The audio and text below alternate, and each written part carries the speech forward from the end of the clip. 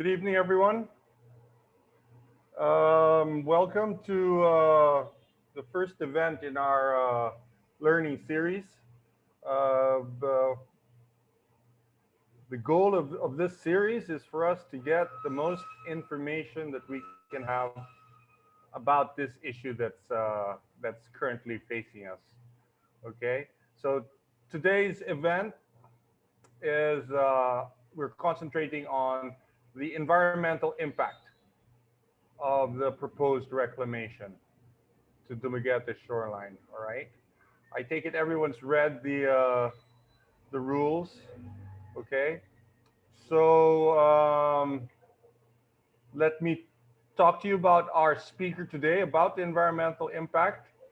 As much as we wanted to have opposing views, both sides, or differing views, the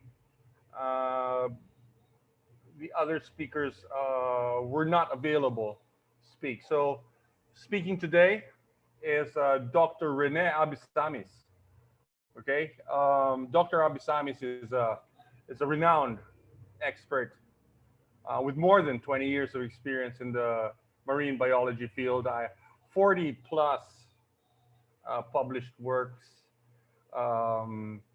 He's currently with SUAKCREM, okay, Angelo King Research Institute, and he's also an adjunct faculty member, right, at the Silliman Institute of Marine, Silliman University Marine Lab, right, Institute of Environmental and Marine Sciences. He is, I feel, one of the most knowledgeable experts about what faces us, because what his last few papers, or a lot of his papers, are about marine protected areas and specifically their interconnectivity, how they all are interconnected, how they all affect each other, how one marine preserve feeds off each other, right? So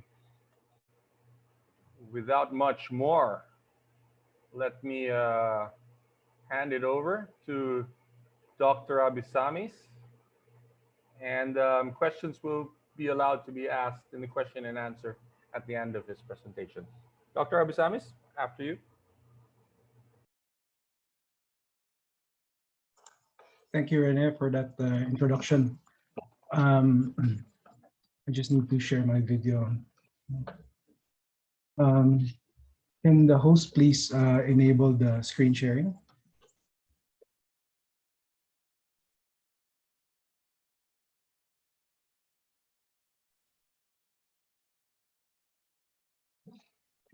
Can everyone see the screen? Rene, can you see the screen? So good evening, everyone. I'm Rene Abesamis. I'm a marine biologist, and I've been asked to speak about direct and indirect impacts of the Smart City Reclamation Project on marine ecosystems of Dumaguete. Thank you very much to the Lions Club and the Rotary Club of Dumaguete South for this opportunity to speak in front of you tonight. Okay. I feel like I have some authority to speak about this matter. I have lived and worked in Dumaguete over the last 20 years and have intimate knowledge of the marine ecosystems in this region. Okay.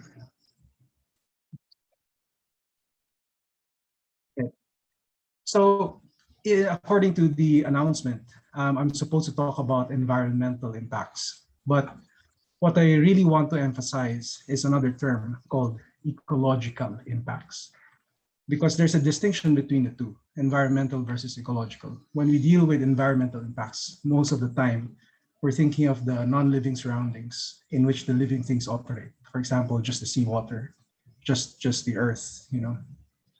But in reality, it's really an ecology wherein it's really the relationship of the living things that are in that environment, the relationship among them, and their relationship with the environment. And the living things include man, of course, as this figure shows. When we deal with ecology, we can't escape the fact that we will also deal with biodiversity, which is really the kinds of living things in that environment or the biological community. Especially here in the tropics and the Philippines and the Central Visayas, were considered to be in the center of marine biodiversity. So in this talk, I'll try to keep it simple. There are only three main parts to it. First, I just want to establish how big that Dumaguete Smart City project really is, at least according to the descriptions available to us. Two, I want to establish that there will be massive direct ecological damage, which would have indirect impacts. And you can think of these impacts in terms of three things. One is impacts to the ecological systems and the services that they give to us. The marine protection, which is part of my expertise. And in the last bit, because a lot of people have been asking me about this, it's a question of whether this damage is irreversible or is it manageable. In the end, I'll just give a few conclusions. So you might have seen this map. The outline, the broken line shows you how big the project is. In the information available to us, they say that it's 174 hectares.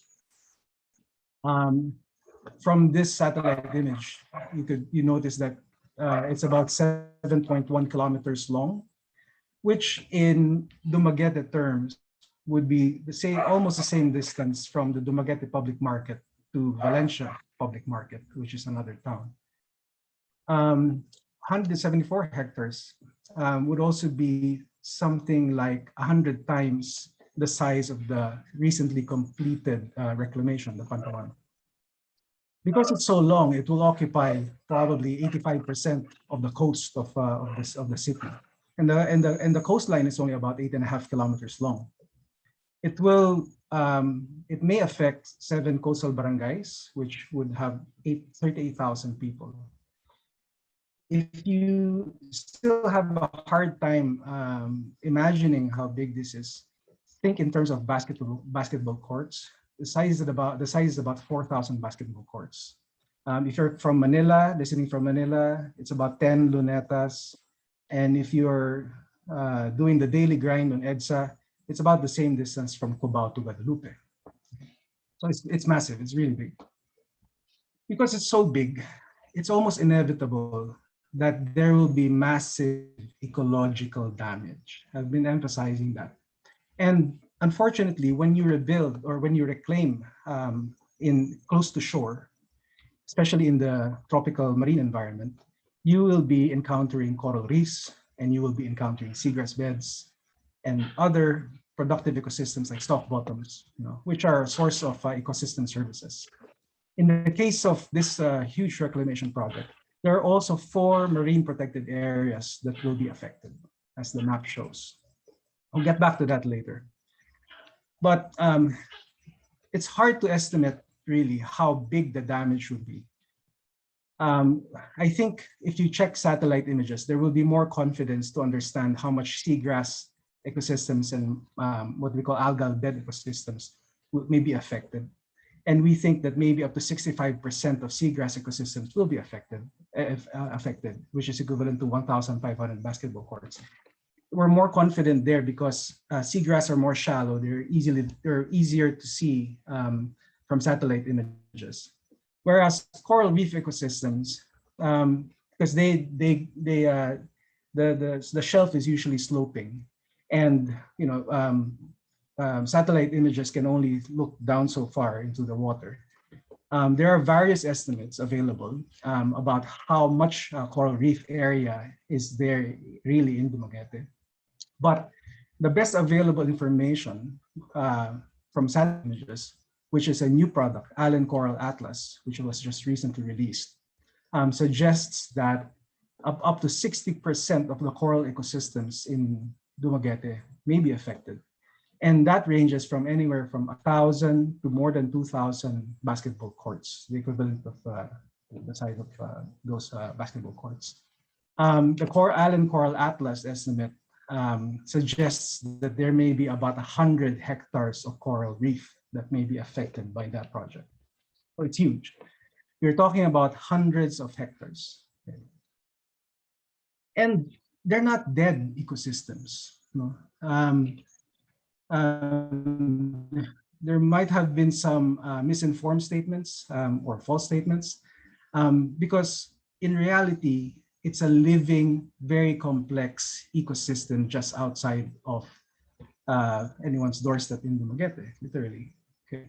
Dumaguete is one of those places that's still quite lucky, one of those cosmopolitan cities in the Philippines, still has relatively intact marine ecosystems. We're talking about seagrass beds that host animals like invertebrates. You have coral reefs, really healthy coral reefs, less than 50 meters from shore. And they're highly complex ecosystems. They're not very simple. It's typical of the marine tropics. You're talking about special ecosystems. As the photos show, these photos were just taken less than 2 weeks ago, and it's a thriving ecosystem. These corals are alive. They're not bleached. They're not dead. Okay. So a massive reclamation like that will really impact those what we call foundational ecosystems made up of coral, seagrass, even maybe the mangroves and seaweeds may be affected. Especially in this area, which is really a biodiversity hotspot. This part of the central Philippines is really, really important and special, because not only does it have so many species hosted in these unique environments, but also they are, they're close to important passageways for big animals, megafauna. We call it megafauna. Just to enumerate, there's more than 150 coral species already documented, 9 species of seagrass, 20 mangrove species, seaweed species, more than 200 species of fish, lots of invertebrates, urchins, starfish, sea cucumbers. And then some of these species are actually either threatened by extinction, endangered, or protected by law or international conventions. Because they are so few of them already. That includes the turtles, giant clams, dolphins, and whales. Okay. Also, all of those photos, even the photo of the blue whale here, which now has a nickname, Bughao, those were taken just in front of Dumaguete. Bughao, the blue whale, for example, that photo was taken less than a kilometer from the Rizal Boulevard. But what does it mean to us? Okay, they're nice to look at, but really, they offer what you call important ecosystem services, and massive reclamation will basically kill all of that. So if you like to eat fish or invertebrates, you're lucky because there's a reef in front of you. There's a relatively intact marine environment. And you have to be thankful for the service that they provide to the fish itself so that they can breed and continue their life cycle. If you like snorkeling and scuba diving, you're lucky. It's just, very close. Scientific and educational opportunities. The prime example of that is the Silliman University Marine Lab, which is now more than 40 years old. You can imagine how many students have gone through the halls of that institution and became marine biologists. And then there are certain things that are more difficult to quantify, in terms of pesos or dollars, like climate change mitigation. There's a big value to that, but we probably take it for granted. In terms of storm protection, even carbon sequestration, the seagrass, for example, absorbs a lot of the carbon that can try to mitigate climate change. But perhaps the most difficult to quantify would be that heritage value. By preserving these environments, you actually leave something for the next generation. So how do you put a dollar sign or a peso sign to that? Okay? And ultimately, it's about to me, it's about not so much in terms of absolute value, how much is it really worth compared to, let's say, a project as big as Smart City and the purported economic benefits of that. It's also the relative value. For many inhabitants of Dumaguete, close to 1,000, it's basically a source of food and livelihood. And that becomes all the more important in this pandemic. Today, I just saw a short film called Mananagat sa Dumaguete, and I think that perfectly captures what that environment is really about for people who really depend on it. We don't know how they're going to do this, right? It's such a massive, massive project. There has been some information coming from different sources that maybe they're going to use what you call cutter suction dredgers, which will basically get material from the adjacent seafloor and then dump it on the shallow areas to make the land, to do the reclamation. And I think that's really, really unfortunate if they do that, because aside from your coral reefs, aside from your shallow seagrass beds, there's also what you call deeper areas. What in marine ecology we call them mesophotic areas. Quick way to understand them is they're soft sediment ecosystems. That's why they're the prime targets for this kind of reclamation, because it's a soft bottom.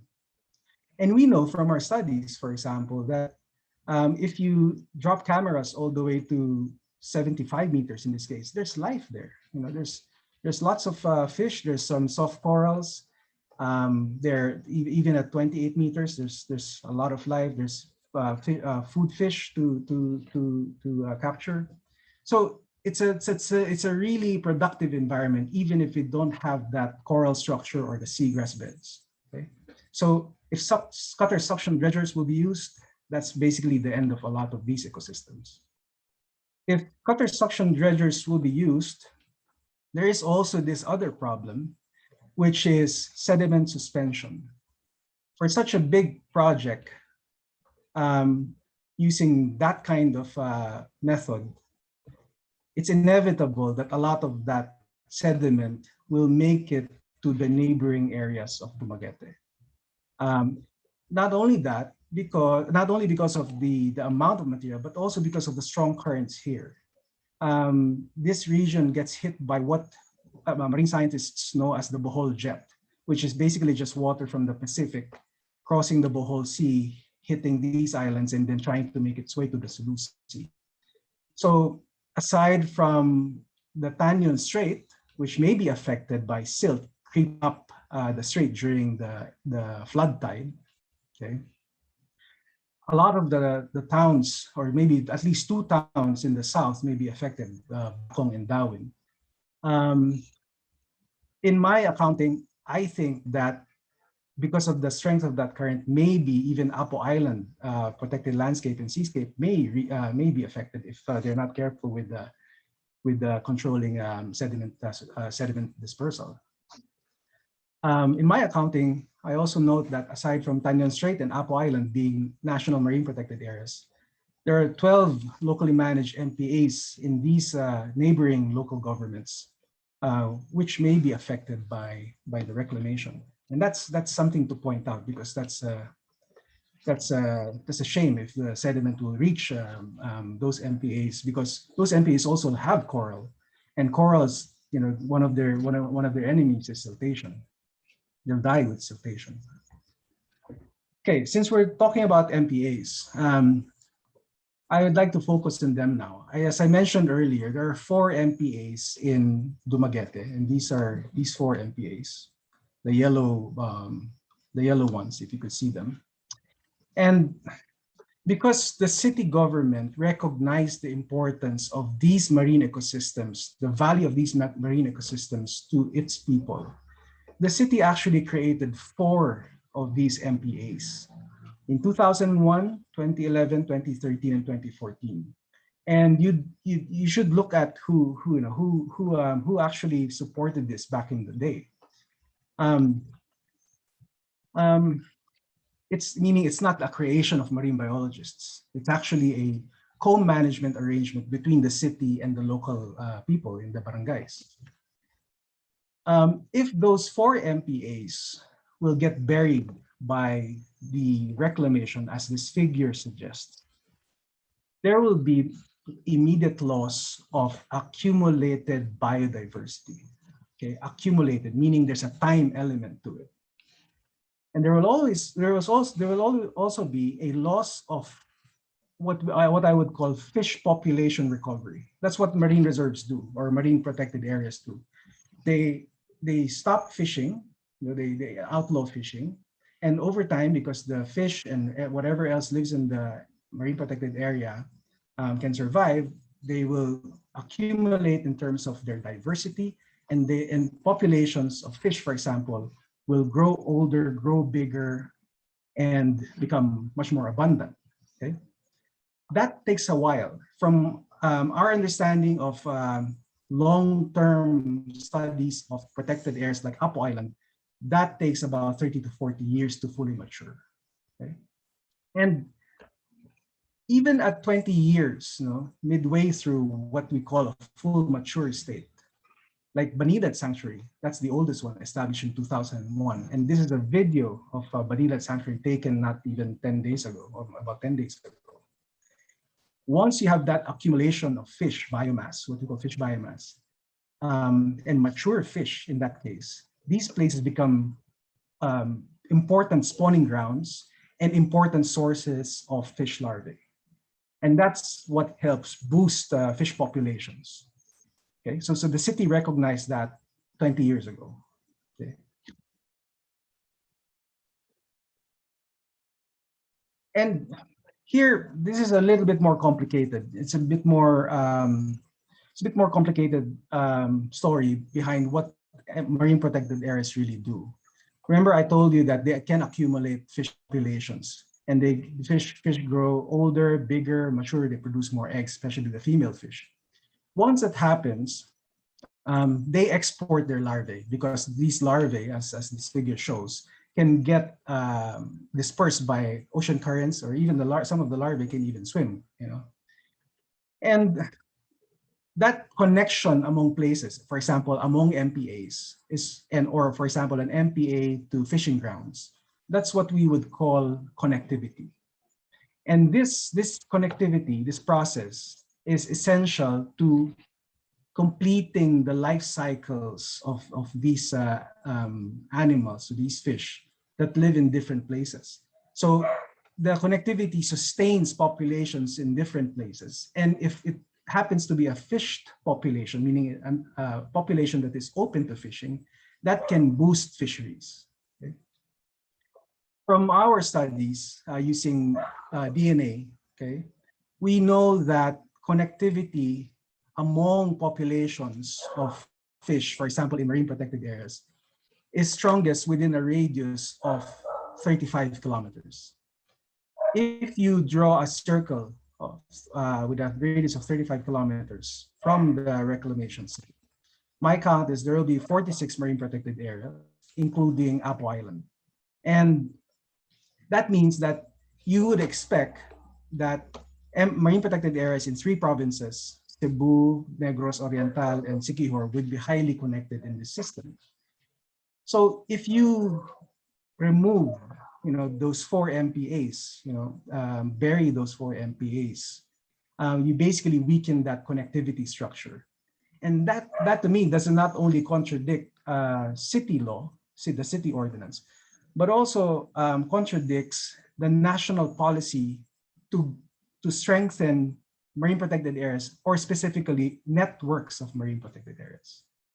Okay, so that deserves a hard look, because marine protected areas take a while to recover. It's a big investment by government, and then once you start those cutter suction barges, cutter suction dredgers, if that's the way to do it, then it will be done in a fairly short amount of time. Okay, I think this is probably one of the last slides. I've always been asked, can this damage be reversed? Is this reversible? can we just simply relocate, the corals from where they may be buried to another place, build artificial reefs? How big should that be? Where do you put them? And with 85% of the coastline, that could be affected by this with siltation, it's hard to imagine where you would put them, right? Because a big area would be affected. But let's say, for argument's sake, that you can probably do that. My answer would be something like this, and I use scientific studies and opinion to back this up. My answer is it's not reversible, simply because the restoration techniques, what we call ecosystem restoration techniques, are not yet there. They're not yet fully developed. Meaning they're not yet fully developed for the scales that we're talking about here. It's not cost effective. Okay, and I'll show it to you in a few more minutes. The other thing to point out is this: it is true that there are restoration projects out there, but unfortunately, most of them have not been sustained. This is a global review. Most of them have not lasted more than 2 years. And that is in stark contrast to what we know about how long does it take for coral reefs to recover. Corals, for example, what we call coral cover. Our data in Apo Island suggests that it will take about 30 years for something like Apo Island, which suffered severe storm damage. The marine reserve there suffered severe storm damage. That might take up to 30 years in order to get back its previous state. Okay, so one thing to remember, right? 30 years is probably your time scale if you're going to talk about rebuilding a coral ecosystem. Okay. To make my point, I'll show you these figures. Okay. These are 3 boxes. One is really big and the other one is really small. I don't know if you can see that one. One is scaled up to about 100 hectares. One is scaled to 1 hectare, and the other one is scaled to 0.01 hectare or 100 square meters. Okay, 1 million square meters, 10,000 square meters, and 100 square meters. Okay, you're probably wondering, why am I looking at boxes? To me, I did this because I wanted to illustrate what would be lost in terms of coral reef area based on, let's say, the Island Coral Atlas. This is how much it is, right? 100 hectares or so. The usual size of coral reef restoration projects is this, 100 square meters, according to that global review. Okay, so if you're going to start here, forget it, right? But there's a little bit of hope. It says here that, it says in that global review that the biggest project that we have so far in the world is about 1 hectare. That's the maximum. And fortunately, a world expert on the matter, Dr. Lori Raimundo of the University of Guam, even wrote to the city to say that, look, don't push through with it because I'm a coral reef restoration expert. And if you do that, it's going to be so costly and maybe impossible to restore. And I looked at Dr. Raimundo's numbers. Her number says that she has a project in Guam, which is 1.6 hectares of mild restoration, meaning it's not completely damaged. They just have to restore it to a certain state. And that's already costing them the equivalent of about 43 million pesos per 1.6 hectares, which works out for 3 years, which works out to 27 million pesos for 3 years. Okay. But we're talking about a 30-year time frame for coral recovery. So you'll have to multiply that by 10 to, assuming that the cost doesn't change, right? And just for 1 hectare, you will be spending 270 million just to see that through 1 hectare. What do you think will happen if you have to do 100 hectares? Okay. For 3 years, given this math, it will be about 2.7 billion and 27 billion if you want to use the 30-year time frame. I forgot to mention that the project is 23 billion pesos. Okay, summary and conclusion. First, to me, no doubt, if this pushes through the way it's been described, it will result in massive, in monumental, irreversible loss of what I think is called the ecological capital, the ecological heritage, and even the ecological investments of Dumaguete City that currently benefits many of its citizens and also many in the region.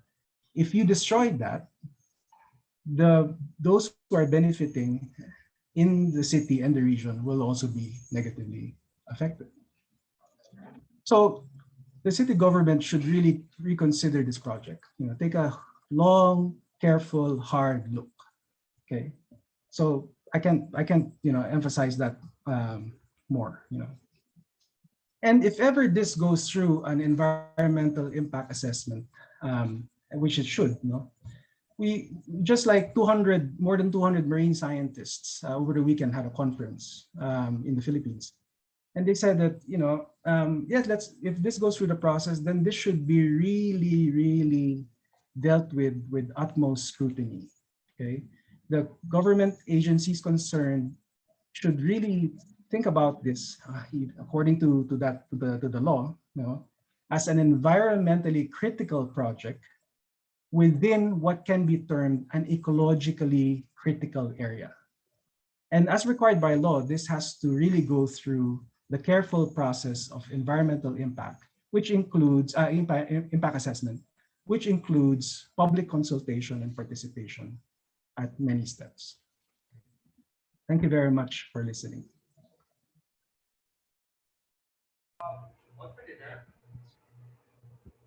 Thank you very much, Dr. Abesamis. That was a very complete, thorough, yet simple explanation of impacts we can expect to see if this project goes through. You covered a lot of our advanced questions. You gave a simple explanation of the possible cost, and yes, looks like much more than the project's worth. You explained where they would be getting that material to fill in the islands, right? That was also one of the advanced questions. And I think what was very clear also there is you emphasized the interconnectivity within all of this, right? You see that much more, because there were also questions about would our MPAs in Sibulan, in Bacong be affected by all of this? And again, according to your studies, within that radius, yes, very, very likelihood. Okay, so the network is very important. I've still got a couple of more other questions for you though. Let me start off with one from the question and answer. Well, I'll actually go with two from the question and answer and one from the advanced questions. All right, so we have sort of different points of view. This one's from Apple Amor, all right? And she just like a clarification on your opinion. Why do you think Dumaguete is, in quotes, quite lucky? Yes, you did say that. It's quite lucky that despite the inflow of wastewater and garbage, from it being a relatively dense city, why is it still considered quite lucky?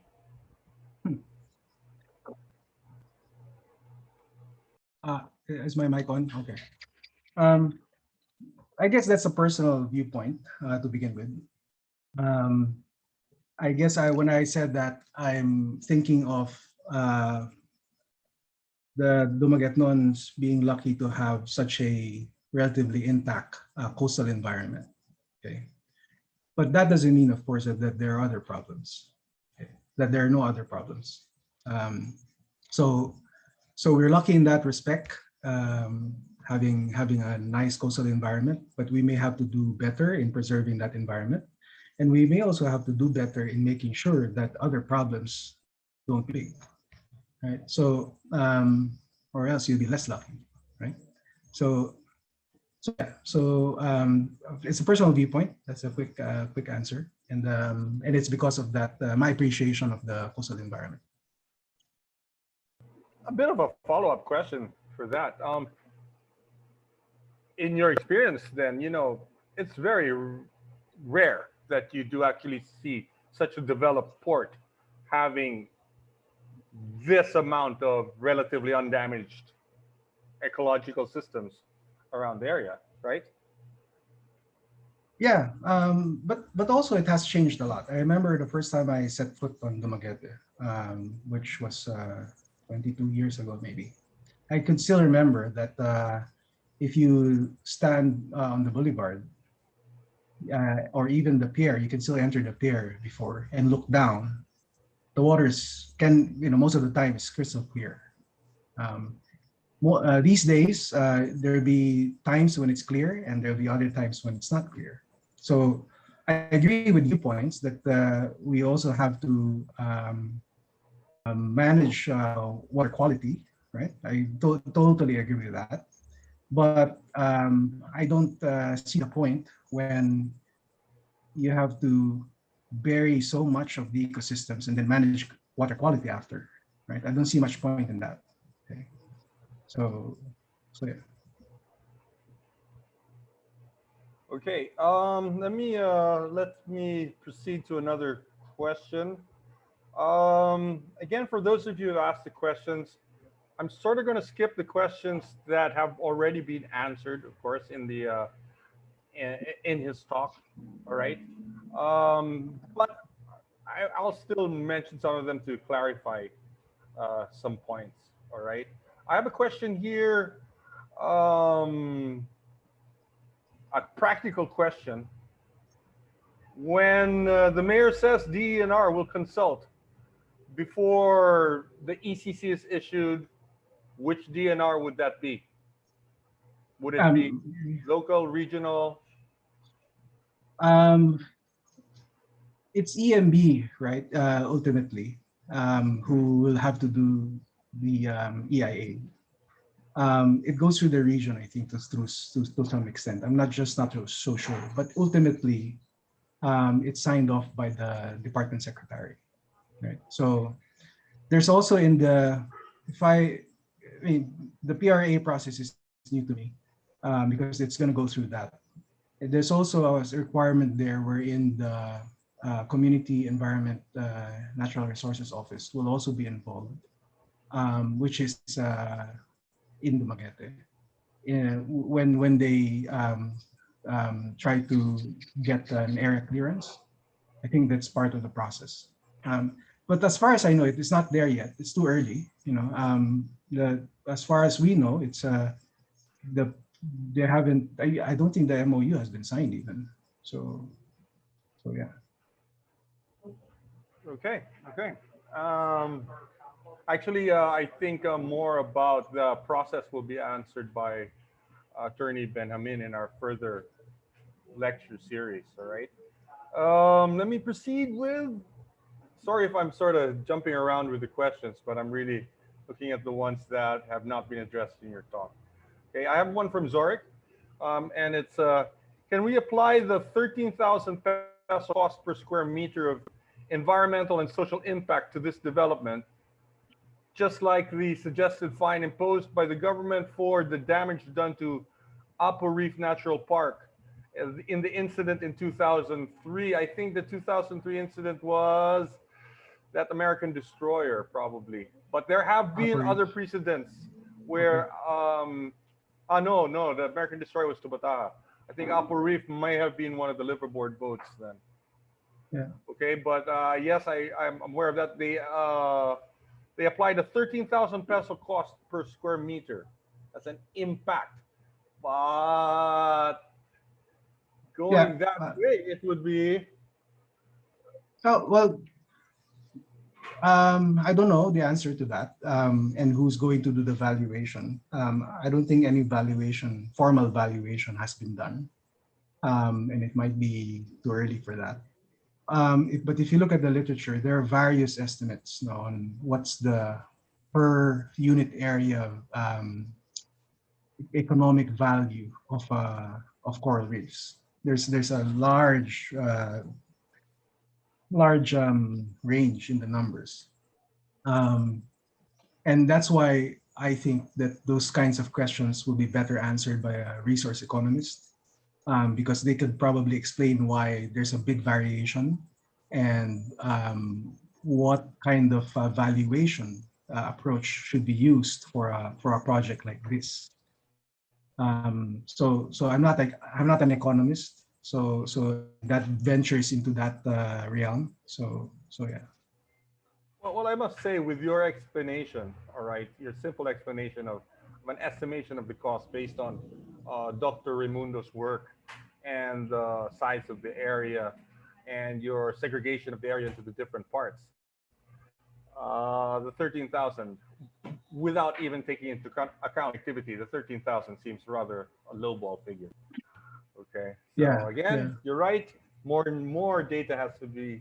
We need more data about that actually. Okay. Um, Hold on. Let me continue. Well, let me get you with one of the. Although you sort of answered this in the first question, from one of our advanced questioning questions. All right.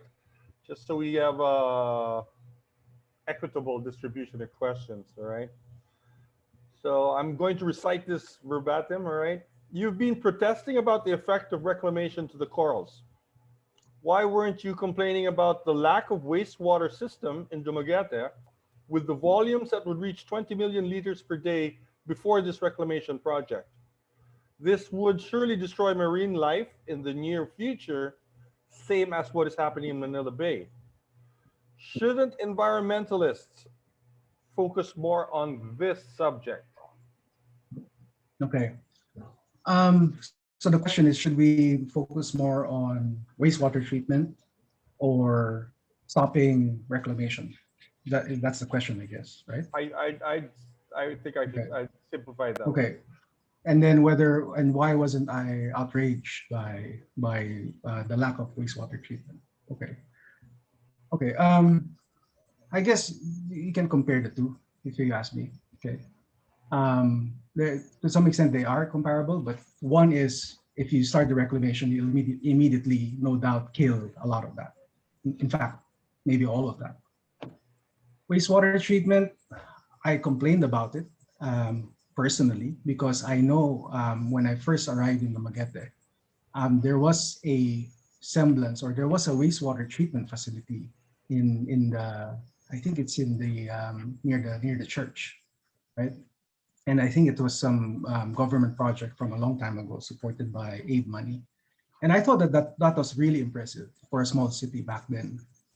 But over time, I think that wasn't maintained by the government, and I think it also couldn't cope with the growth of the city.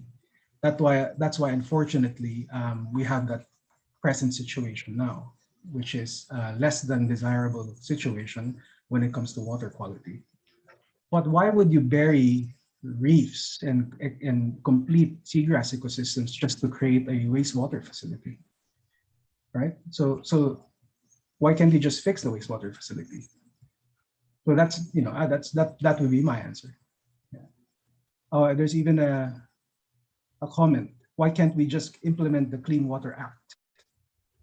So there's a comment that from a attendee. So yeah, so I'm a marine scientist.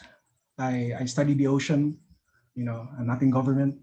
So maybe I can rap, and but implementing Clean Water Act, that's really not my um, you know that's not in my scope. So yeah.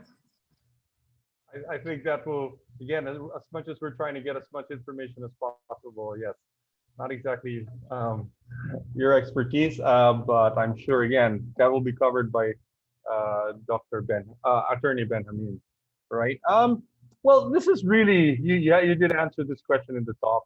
It's in the question and answer, but maybe you'd like to just expound a bit more on this, because the question is whether we actually do have if you have pictures and footage of the marine life and the coral in front of that area, okay, Well, it says Dumaguete Boulevard. Is it true that the Ah, corals are dead? in Dumaguete in general or in front of the boulevard? Well, Uh, it says Dumaguete Boulevard in front of that. So, in the front so of the boulevard? you showed Well, pictures of the marine life in the other areas that were going to be reclaimed. In front of the boulevard will not actually be reclaimed. okay. So the question is, in that But it's area still, yeah, that won't be reclaimed, is it still alive? Okay. yeah, yeah. Um, from personal experience, what I could tell you is the seagrass beds there are alive. Because sometimes when you take a boat from even a small boat from the south to the north, you pass in the shallows and you'll see live seagrass. Even you can even see people snorkeling from time to time, spearing small fish in the seagrass beds in the reef flat. But personally, I haven't done any dives there because it's a little bit dangerous with the crossing ships. But I was told by somebody from the Silliman Marine Lab um, that there is a reef there that's still around. Last time they visited it, and during this whole issue about whether corals are dead or alive in the Great Dumaguete area, they wanted to go there and check it out. But Rene, you might know because you probably do some dives there from time to time, or might know of somebody who knows. But yeah, but personally, I don't know. But I've heard that there are corals there. Well, yeah, personal experience actually to the left of the pier, that sanctuary there, curling into the pier. Yes, corals are still there. Oh yeah, Uh, yeah. and to the right of the reclaimed area, actually in front of the Banica River, there's still some coral heads. And if you did see the picture of that, the wreck there, Yeah. there is stuff growing on it. So I would probably say also about the same. Um, Let me ask this question about related to the video that you commented on this morning, where it talks about the fishermen who would be affected by this. All right. Let me simplify the question. He or she is sort of asking, um, you know, in the comment section of that video, people were saying that actually the fishermen are fishing much further out. They fish even up to near Apo Island and all of that. Okay. So I guess what they're trying to say is, well, wouldn't that mean that with the reclaimed area being in the shallow portion, they can still go fish further out? What's your comment on that? Well, my comment on that is this: if the reclaim area happens, they won't have a choice but to fish further out, right? That's just common sense. Because there's no nothing no living habitat there anymore. But is that fair to them? My answer is probably not, because they rely on it, and the relative importance of those habitats is pretty high for them. Okay? It might be low for other people, but it's pretty high for them. The other problem is this. Many of these are small-scale fishers. It's not true that they can paddle all the way to Apo Island. They may paddle offshore in search of pelagic fish, and that's just part of the skills and the know-how of fishers, and they can do that, and they know where to get fish. But the other problem is this: if there's less fish to get in close to shore, most of them will be going out there. It'll be harder for them to make a living if they're all out there in the open water, right? But maybe just to emphasize, no, catches may be going down. There's no doubt about that. You know, if catches were going up and stable, we wouldn't have a problem, right? The fishers will have a good life. There will be no need for marine protected areas, right? But the reality is, for many decades, catches have been going down. But even so, and I've seen this with my own eyes, fishers in Dumaguete still fish the reef and the deeper areas, even putting down traps that stay for 1 to 2 weeks. And I've seen those traps. Those traps, when they are hauled up, they fishers can land plenty of fish. Okay, big fish. We even have photos of that. Okay, so I saw the video, the movie, and I agree with that video. You know that those are really important sources of food and some livelihood for people like them who have very little other skills, in order to make a living, right? So to me, it's about relative importance, okay? And that video really makes that point. Food every so often, food every day. Who wouldn't be thankful for that? Yeah, I think that's a great answer. And that actually also leads into this other question here about what would your estimate be of the numbers of citizens who would be affected by the losses, and who would be these citizens? And if you could just reiterate what was shown in the video, I think they gave an estimate of approximately. Yeah, my estimate from my presentation was based on data from the Bureau of Fisheries. They say that there are about close to 1,000 registered fishers, right? And all people who, not only fishers, but who are in the who are associated with fishing livelihoods, and then they have their families. So that's a direct that's a more direct effect. But there are 7 coastal barangays, and there are people who are living in those coastal barangays. One estimate that I saw was about 38,000. So 3 years of of construction, 3 years of whatever else, changing environment. That's gonna have an effect, right? I'm not a social scientist. I don't know what will be the other effects, but I can imagine that it will really change the social landscape of the coastal areas and the greater Dumaguete area over time. So yeah. Very much so, I would think. And of course, during the construction period and all of that and rehabilitation.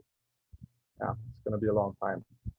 Um, could you maybe give us a simple comparison between what you think the damage caused to the ecosystems in the reclamation in Cebu would be compared to what would happen here? Maybe you could just compare it by scales or so on, or give Speculate, your right? opinion on that. Yeah, I speculate, don't know. or Well, just give me a greater or less.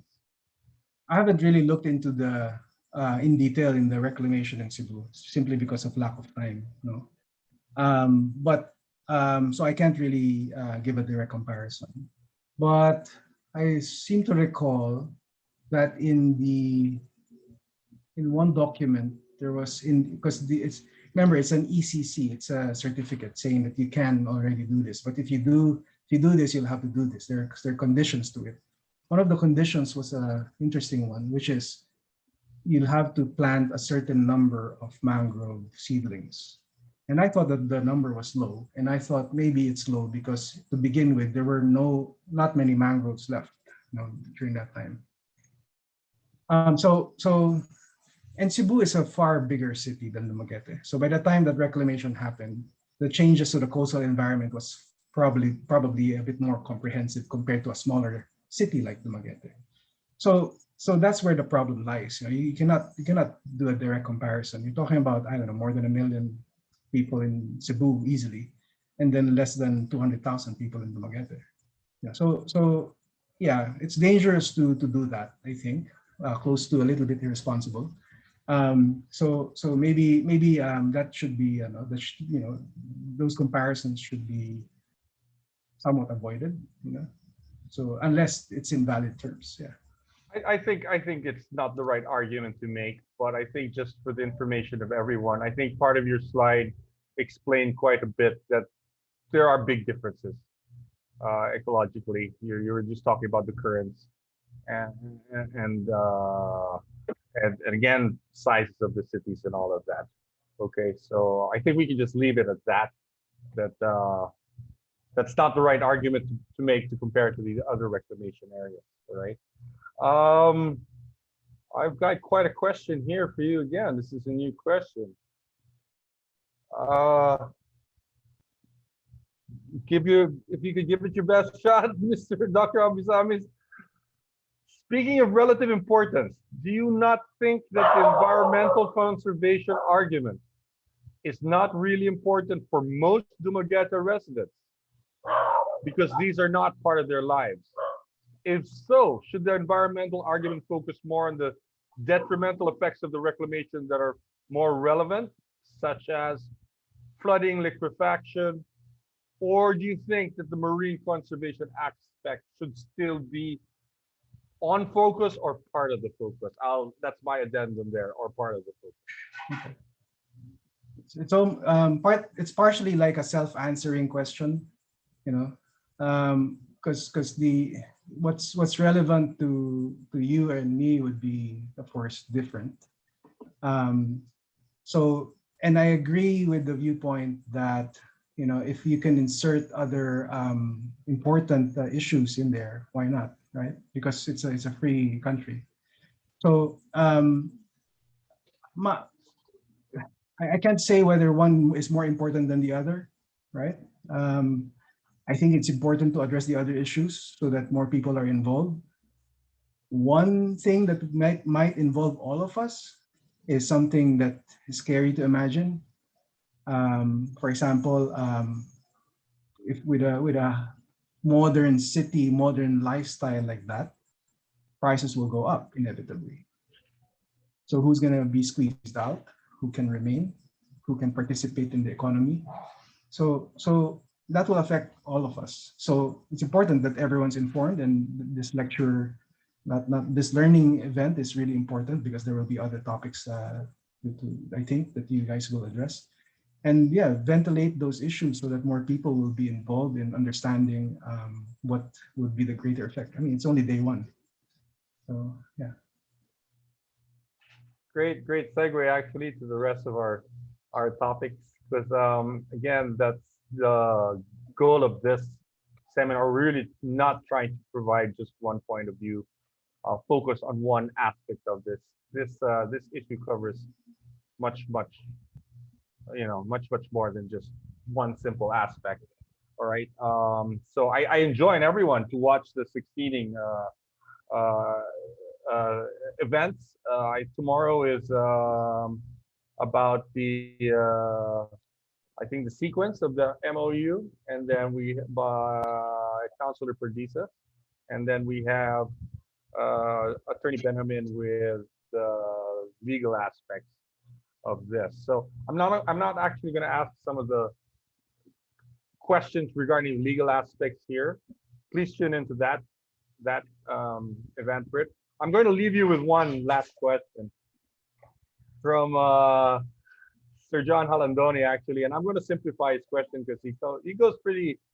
He thanks you for the presentation, very clear, very comprehensive. Okay, but he sort of puts you in the spot and asks if this reclamation gets the go signal, how far do you think you, your colleagues, the scientific community, advocates and all would go to fight for the protection of these MPAs and ecosystems along the Dumaguete shores? Well, I can probably only speak for myself, because that's a pretty personal question. My reaction would be as far where law would allow, because it's pretty clear where you could participate to for your voice to be heard. And it's, you know, I'm not a lawyer, but you know, I read it sometimes and then try to understand it. And it seems that, you know, these laws are actually pretty good. We just have to follow them. So yeah, and it's then there are processes there and there are procedures there wherein expert opinion, even studies can be should be taken into account. And if that doesn't happen, then we'll have protest for sure, because, you know, I mean, that to me is what's happening right now, because as what I've learned from hearing from somebody like Attorney Benjamin, for example, certain procedures were not properly they did, you know, a lot of these procedures were skipped. So yeah, if it's our job as citizens, I think, to do that, and as you know, personally, if there's reason to do so, and then I have a point, yeah, I'll go for it. Maybe the question is a little bit more leading, like, I don't know, I don't think become an eco-terrorist. No, I don't think so. Yeah, but yeah, that's personally that's where I am right now. Yeah, I'll yeah. emphasize what you said. As far as the law will allow, and these are good laws. Hmm. These are good laws as long as we follow these laws. All right, I totally agree with you with that. I've got a question here for the proponent of the city, actually, and my issue is that I don't have a speaker for the city, but the question would have been, what is the estimated economic benefits of the project, the whole project? That way they could weigh it against what you've just shown as the losses would be. I'm sorry, sir, but we can't answer that in Well, this forum. well, I don't even know what I have some guesstimates on what the value is based on literature for the marine ecosystems, but I don't know what the economic value is of the project itself. Exactly, What what will be the returns, right? So exactly. it's hard It's to not. speculate. Yeah. Yeah, So I don't know what the returns will be. I mean, if somebody's investing 23 billion, you'd expect maybe, I don't know, hundreds of millions, maybe. I'm not a businessman, so I don't know. yeah. That's Billions. correct. Yeah. That would be correct.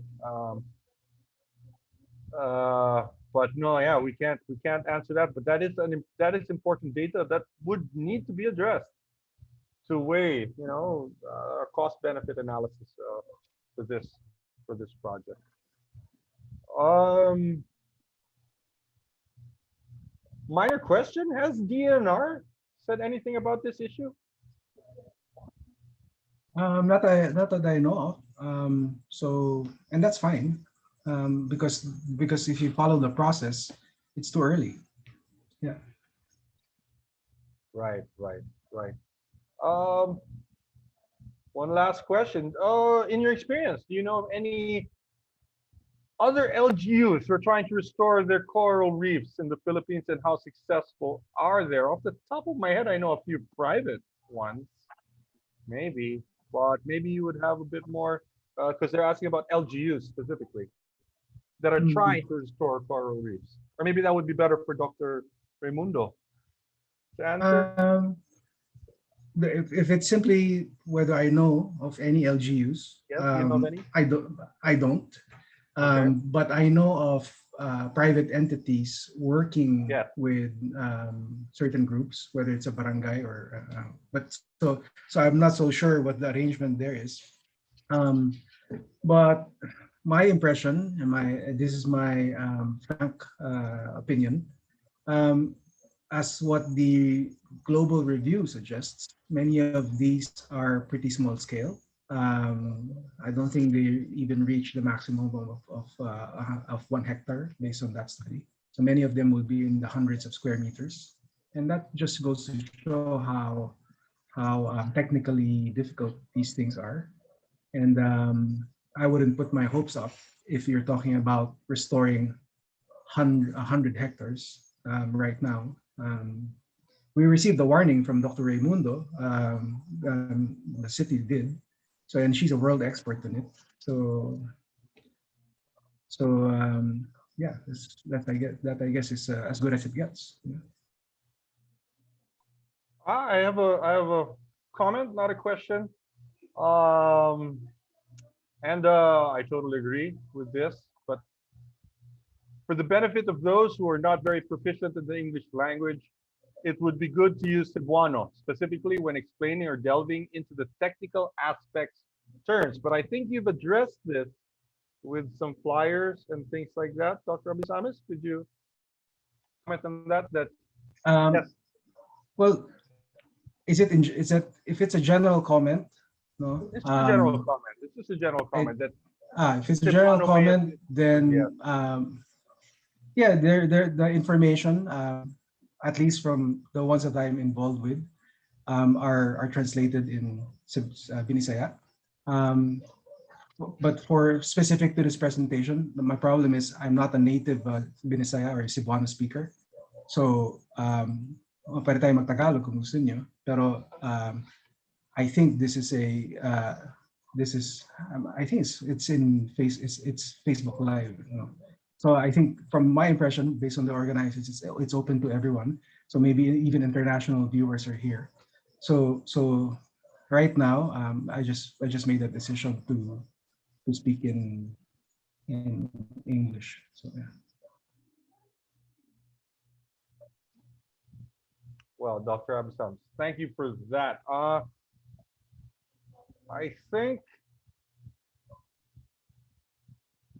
think that's all the questions that we have for you today. Let me wrap this up by thanking you again, and I must say that was an enlightening presentation, especially the emphasis on the interconnectivity and how you simplified the effects, the impacts of it, right? May I ask everyone else, please tune into the next episodes.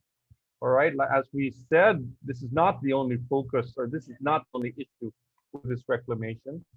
Tomorrow we've got Honorable Agustin Miguel Tincho Perdices, Dumaguete City Councilor, who will explain the legislative process which led up to the Memorandum of Understanding.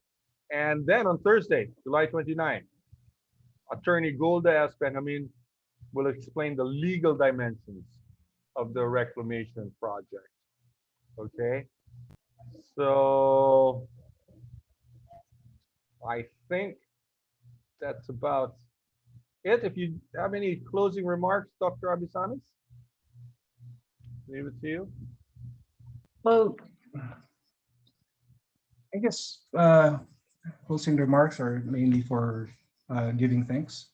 So again, thank you to the organizers of this learning event. Thank you for giving me the opportunity to talk about what I know and to try to share this with a wider audience. And I wish you guys all the best with the succeeding sessions. You know, I think this is really important, and I think you guys deserve to be recognized for this. Yeah. Thank you very much. Yeah. Thank you very much, Dr. Abesamis.